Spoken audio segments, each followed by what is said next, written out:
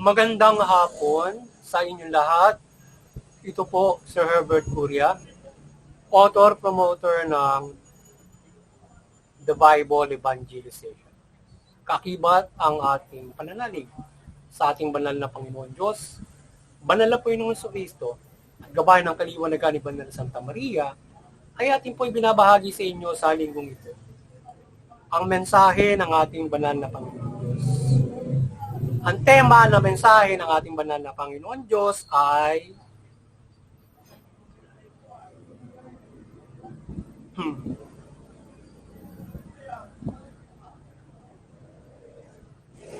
idalangin ang gabay ng Panginoon Kristo na magkaroon tayo ng mabuting pamahalaan. Yan. Ngayon po ay babasahin ko sa inyo ang mga mensahe ito mula po sa Bagong Tipan o Mabuting Balita ng paghahari ng ating banal na Panginoon Diyos sa pamamagitan ng banal na Panginoong Kristo. At ayon po dito sa 1 Timoteo Kabanata 2, talatang 1 hanggang 2, ito po ang mensahe. Una sa lahat, ipinakikiusap kong paabutin ninyo sa Diyos ang inyong kahilingan, panalangin, pamanhik, at pasasalamat para sa lahat ng tao. Gayon din ang gawin ninyo para sa mga hari at mga may kapangyarihan, upang makapamuhay tayo ng tahimik at payapa, marangal at may kabanalan. Ipapatuloy po natin sa kay Apostol San Lucas, Kabanata 12, talatang 42 hanggang 43. Ito po ang mensahe. Tumugon ng Panginoon, sino ang tapat at matalinong alipin? Hindi ba siya ang pamamalaanin ng kanyang Panginoon sa sambayan nito upang magbigay sa ibang mga alipin ng kanilang pagkain sa karampatang panahon? Mapalad ang alipin yon kapag dinatan siyang gumagawa ng gayon, pagbalik ng kanyang Panginoon. Ipagpatuloy po natin kay Apostol San Lucas, Kabanata 18, talatang 6 hanggang 8. Ito po ang mensahe. At winika ng Panginoon, narinig ninyo na sinabi ng masamang hukom. Hindi pinagkakait ng Diyos ang katarungan sa kanyang mga hinirang na dumaraing sa araw at gabi. Bagamat sila nagtatagal iyon. Sinasabi ko sa inyo, agad niyang igagawal sa kanila ang katarungan, ngunit pagdating ng anak ng tao sa daigdig na ito, may makikita kaya siya mga taong nananalig sa kanya. Patuloy po natin sa mga taga-Epeso, Kabanata 1, talatang 21, ito po ang mensahe. Kaya't nasa ilalim ng kapangyarihan ni Kristo ang lahat ng paghahari, kapamalaan, kapangyarihan at pamunuan. Higit ang kanyang pangalan kaysa lahat ng pangalan, hindi lamang sa panahon ito, kundi pati sa darating. Ito po ang mensahe salita ng ating banal na Panginoon Diyos. At masalamatan po natin ng ating banal na Panginoon Diyos, banal na Panginoon Kristo, banal na Espiritu Santo, at gayon din po ang banal na Santa Maria. Maraming salamat po. Banal na Panginoon Diyos, Panginoon Kristo, banal na Espiritu Santo, at banal na Santa Maria. Ngayon po naman ay ipaliliwanag po sa inyo ang mga mensahe ito mula po dito sa tema na idalangin ang gabay ng Panginoon Kristo na magkaroon tayo ng mabuting pamahalaan. Nais pong ibabatid sa atin ang ating banal na Panginoon Diyos na tayo ay magkaroon ng malaking pananampalataya, magkakaisa tayo, magsama-sama tayo sa pananalangin sa banal na Panginoon Kristo upang ipagkaloob sa atin ang mabuting pamahalaan. Sapagkat sa pamamagitan ng banal na Panginoon Kristo ay itinalaga siya ng ating banal na Panginoon Diyos para pagharian ang sangkatauhan mula diyan sa pamahalaan, mga may kapangyarihan, mga kaharian. Inilagay sa kapangyarihan ng Panginoon Kristo ang lahat ng yan. At lalong-lalo na sa panahong ito, ay ibinigay na rin sa Panginoon Kristo at bumalik na muli sa Kanya ang Kanyang lubos at iba yung kapangyarihan at paghahari doon sa sangkalangitan. Kaya sa ngayon ay lalo niya at higit niya tayong magagabayan na Kanyang kapangyarihan sa paggabay natin sa pagkakaroon ng mabuting pamahalaan na mula sa paggabay ng simbahan na yung pamahalaan ay magkaroon ng mabuting pamahalaan, kagaya natin na gumagabay sa pamahalaan, kakibat ang pagmimilagro na magkaroon tayo ng mabuting pamahalaan, ay idalangin nating sama-sama sa ating banal na Panginoon Diyos na tayo gabayan niya ng kanyang kapangyarihan upang magkaroon tayo ng mabuting pamahalaan. Gayunman ay hindi lamang sa pamamagitan ng pananalangin tayo niya gagabayan na magkaroon ng mabuting pamahalaan sapagkat kailangan natin na tayo ay magpakita. Siyempre, unang-una, hindi lamang sa pananampalataya tayo nagkakaisa, kundi sa pamamagitan na magsama-sama tayong practically magkaroon tayo ng mabuting pamahalaan sa gawa. Magkaroon tayo ng pagkakaisa sa gawa sa pamamagitan ng pagkasapakutihan ng ating karapatan at legalidad na magkaroon tayo ng mabuting pamahalaan at baguhin natin ang pamahalaan yan. Yun na sa pamahalaan mismo, magabayan kayo ng mabuting balita, magabayan kayo ng simbahan, kagaya natin gumagabay sa pamahalaan, kakibat ng Banal na Santa Maria, magabayan kayo para sa mabuti niyong pamamalakad, mabuti niyong pamamahala. Ngayon, kung mayroong inequality, magkaroon kayo ng pamamalakad na maayos. Pairalin niyo yung justisya, pairalin niyo yung magandang pamamalakad. Ngayon, kagaya ng bansang Pilipinas at iba't ibang bansa, may problema sa pamamalakad ng pamahala, may inequality.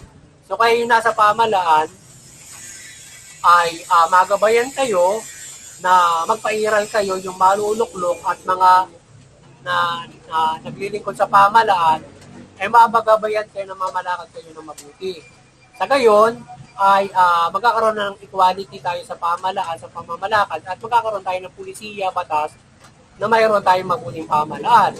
So ngayon ay hindi kayo nagagamit ng mga tao na may pansariling kapakanan para sa kanilang kapakanan sa politika, ekonomiya at justisya.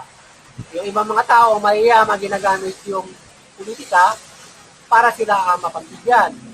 Ginagamit ng ilang mga tao ang politika, ang justisya para sila yung kasamaan nila ay hindi sila managot. Sila ang mangibabaw sa pamahalaan. At kakibat yung mga masasama sa pamahalaan na nagpapaira ng hindi patas na pamamalakad at maling pamamahala. Maling pagpapaira ng batas, maling pagpapasa ng mga batas na ang nakikinabang ay ilan.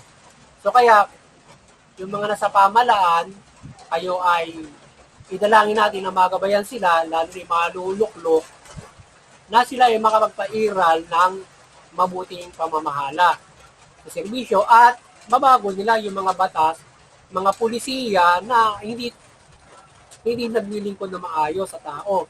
Yung pagsunod natin ay hindi patas, kundi ilan ang nakikinabang. Yan. At yung pamahalaan ay nagagamit ng mga abuso, tiwali, para sa kanilang kapakanan. Kagaya ng pondo na nanakaw. Diba?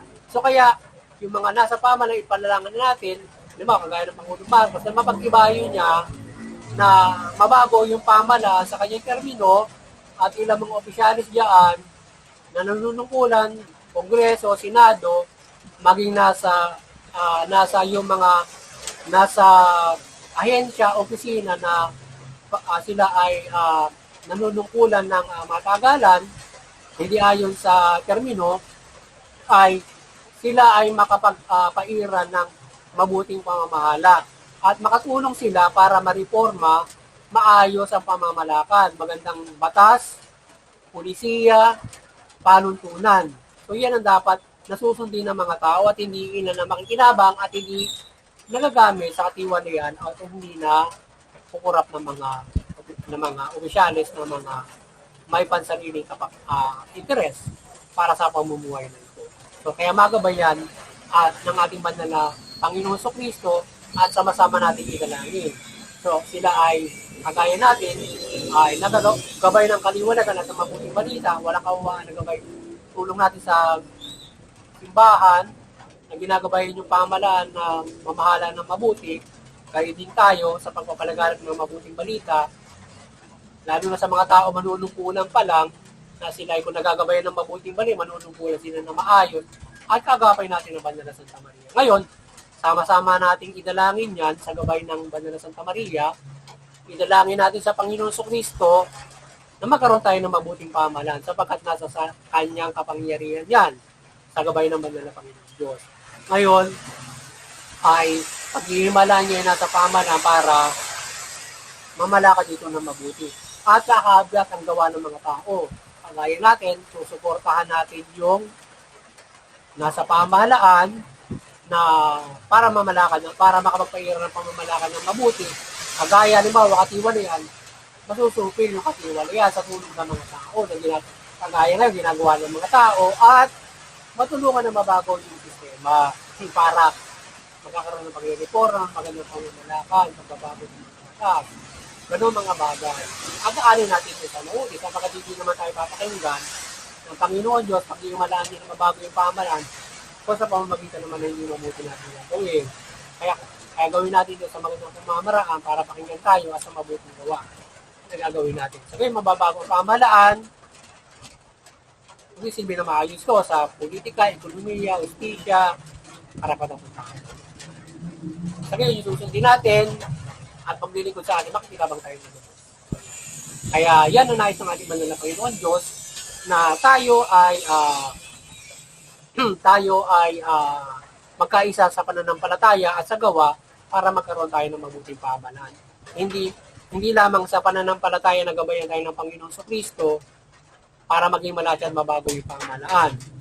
Kundi, yung matagal ang binigay ng Panginoon sa Kristo na mayroon tayong mabuting pamahalaan. So ngayon, time to time, gumagabay tayo, kagaya ng unang panahon, mga propeta, gumagabay siya para magkaroon ng yung pamahalaan, magabayan sa mabuting pamamahala, lalo na kapag lumilis yan. Ginagabay ng mga propeta at ang Panginoon Diyos ay gumagawa rin ng kanyang pagmimilagro para yung mga namamahalang mga tiwali, namamahalang masama ay kanyang pagbabaguhin. Kagaya ni Nebuchadnezzar, kahit nga si Haring David, na iniluklok niyan, medyo lumihis, itinuwid niya. So kaya itutuwid ng Panginoon Diyos ng Persa kung di na sila nagagabayan ng mabuting balita o ng halimbawa kagaya ng may sinusugo mga propeta. So sila ay pupirasahin ng Diyos na magbago using the government itself or iba't ibang mga milagro ng Panginoon Diyos para umiral yung mabuting pamamahala at gayon din binubuklod niya rin yung mga tao para makaisa ng nasa pamahalaan para mabago yan. Siyempre, kapag pinwersan yung nasa pamahalaan, mababago siyempre. Yung nasa pamahalaan magbabago. Kasi yung proper ng Panginoon Diyos sa takdang panahon pa, tsaka siya maglalagay ng mga tao.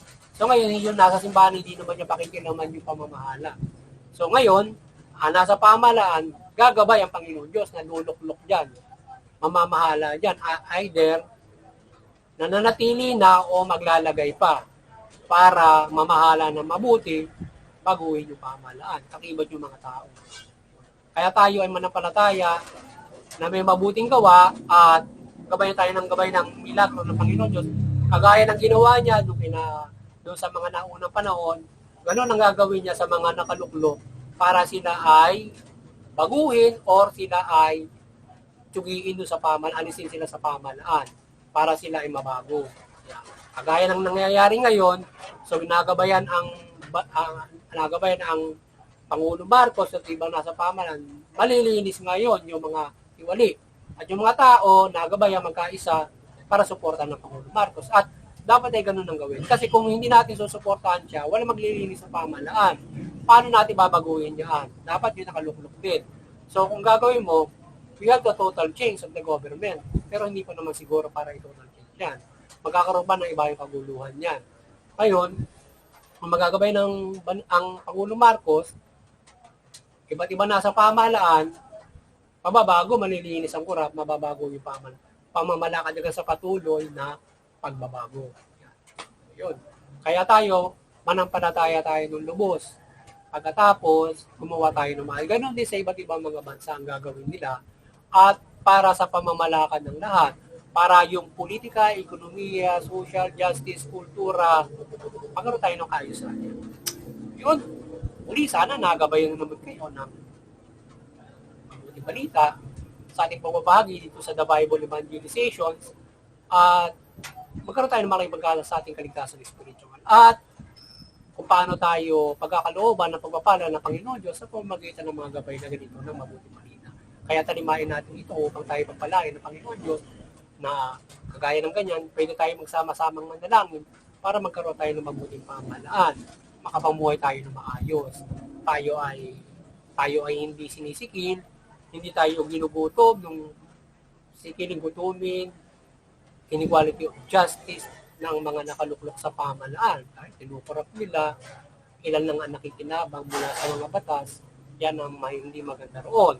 At laganap yung kaguluhan na hindi nadidisiplina ng pamahalaan. Patuloy may mga tao na mga abusado doon sa pamahalaan, sila yung naghahari sa ating lipunan.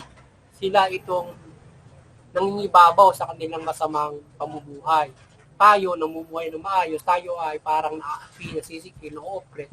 Itong mga ganitong nasa pamahalaan at mga taong gusto silang maghari-harian sa ating lipunan. At hindi yung pamamalakad ng pamahalaan ng pairalin at gayon din ng Panginoon Diyos. So yan. Kaya sana ay magabayan kayo para tayo magkaroon ng magandang pamumuhay. At muli, maliwanagan tayo ni Banal na Santa Panginoon Diyos, Panginoon Jesucristo, Banal na Espiritu Santo, ni Banal na Santa Maria, maliwanagan ng lahat, at lalong-lalo na yung pamahalaan, maliwanagan tayo at tugunin natin yung mabuting balita, sundin natin sa buhay natin. Ngayon, may man siya ng liwanag or iba't ibang mga pagmimilagro, yung mabuting balita, isang milagro na nakarating sa atin yan. At maikabay sa atin yan, kaya sundin natin mabuti yan.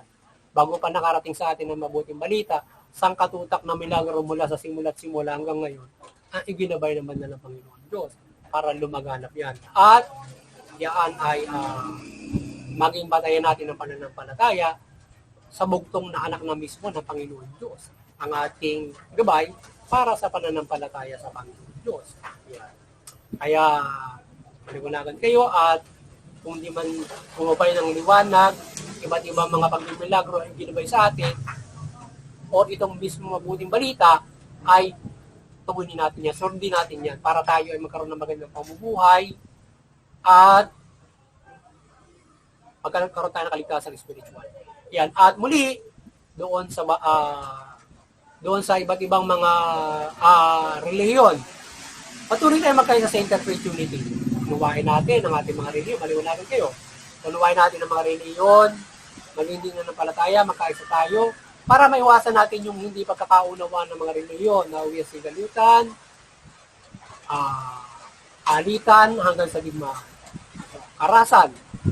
Bagpos, nakagagabay tayo ng pagkakaisa, pagmamahalan, kapayapaan, pagtutulungan, sa iba't ibang mabuting aral ng ating mga reliyon mula pamilya, community, pamahalaan, bansa at buong mundo. Yan, lalo-lalo pamahalaan na mamahalan ng mabuti yan. Sa gabay na mula sa interfaith unity. At hindi lamang yan, kaya sa interfaith unity, sama-sama tayong manalangin sa Panginoon Diyos, magkaroon tayo ng mabuting pangamalan, magkabay natin yung pamahalaan. At sa CBCP, yung Vatican Church, hindi kayong maliwanagan, ni Banal na Santa Maria, at patuloy niyong gabayan ang sangkatauhan na pagbuklo rin sa pananampalataya sa Panginoon Diyos, mula Panginoon sa Kristo at mabuting balita. At magkaroon ng kaligtasang espiritual at sangkatauhan at mamuhay ng mabuti.